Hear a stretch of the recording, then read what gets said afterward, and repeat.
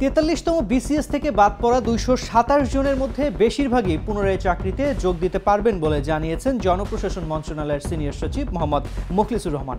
৯ জানুয়ারি দুপুরে ৪৩তম বিসিএস থেকে বাদ পড়াদের সঙ্গে বৈঠক শেষে সাংবাদিকদের সঙ্গে আলাপকালে একথা জানান তিনি। সিনিয়র সচিব বলেন, ৪৩তম বিসিএস থেকে বাদ পড়া ২২৭ জনের পুনরায় তদন্ত হয়েছে। ফৌজদারি অপরাধে জড়িত ছাড়া বাকিরা সবাই নিয়োগ পাবেন। গত ২রা জানুয়ারি ৪৩তম বিসিএস থেকে ২২৭ জন গোয়েন্দা প্রতিবেদনের ভিত্তিতে এবং ৪০ জন স্বাস্থ্য পরীক্ষায় অনুপস্থিত থাকার জন্য বাদ পড়েছেন বলে এক বিজ্ঞপ্তিতে জানায় জনপ্রশাসন মন্ত্রণালয়।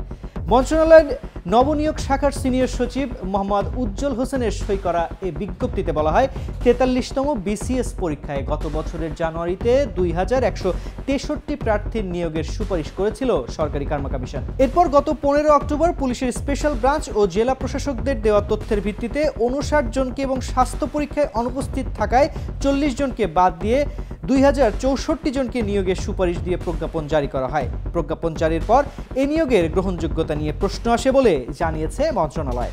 মন্ত্রণালয় বলছে, সমালোচনা এড়াতে ক্লিন ইমেজ প্রার্থীর নির্ধারণ এবং সরকারি নিয়োগ প্রক্রিয়ায় আস্থা ও বিশ্বাস পুনঃপ্রতিষ্ঠিত করতে আগে সুপারিশকৃত ২,১৬৩ প্রার্থীর বিষয়ে গোয়েন্দা সংস্থা এনএসআই ও ডিজিএফআই এর মাধ্যমে আবার যাচাই বাছাইয়ের সিদ্ধান্ত নেওয়া হয়। বিজ্ঞপ্তিতে বলা হয়, এনএসআই ও ডিজিএফআই এর প্রতিবেদনে ২২৭ প্রার্থীর বিষয়ে বিরূপ মন্তব্য পাওয়া যায়। এ কারণে তাদের সাময়িকভাবে নিয়োগের জন্য অনুপযুক্ত বিবেচনা করা হয় এবং তাদের বিষয়ে অধিকতর যাচাই বাছাই ও খোঁজখবর নেওয়ার সিদ্ধান্ত হয়। পরে গত ৩০ ডিসেম্বর স্বাস্থ্য পরীক্ষায় অনুপস্থিত ৪০ জন এবং গোয়েন্দা প্রতিবেদন বিবেচনায় অনুপযুক্ত ২২৭ জন সহ মোট ২৬৭ জনকে বাদ দিয়ে ১,৮৯৬ প্রার্থীকে নিয়োগ দিয়ে প্রজ্ঞাপন জারি করা হয়। তবে সাময়িকভাবে নিয়োগের জন্য অনুপযুক্ত ২২৭ জন পুনর্বিবেচনায় আবেদন করলে তা গ্রহণ করা হচ্ছে বলে জানিয়েছে মন্ত্রণালয়। পুনর্বিবেচনার আবেদন করার সুযোগ সবার জন্য উন্মুক্ত বলেও বিজ্ঞপ্তিতে উল্লেখ করা হয়।